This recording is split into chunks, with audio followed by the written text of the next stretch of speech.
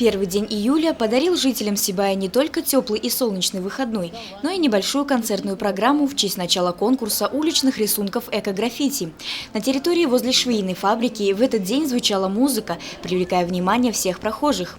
Популярные музыканты города исполняли знакомые песни сибайцев.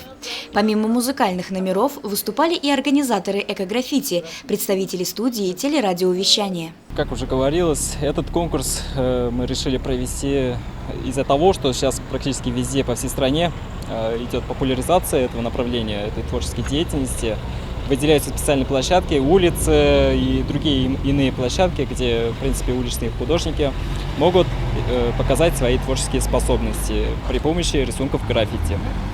И вот также мы сейчас в Сибае после долгого выбора решили выделить площадку рядом с швейной фабрикой, где практически все участники любого возраста, с любых мест, как говорится, не только с нашего города, смогут нарисовать граффити-рисунки, посвященные году экологии. Возрастной диапазон участников эко-граффити очень широк. Самым юным конкурсантам нет и 18, а самым опытным художникам около полсотни лет. Так что можно считать уличное арт-искусство по нраву не только вандалам-юнцам, которые незаконно малюют на стенах городских улиц. При правильном подходе рисунок граффити может стать произведением искусства. Сам рисую, получается, лет с 5, заканчивал художественную школу и для себя рисовал. А граффити увлекся где-то года 2 назад.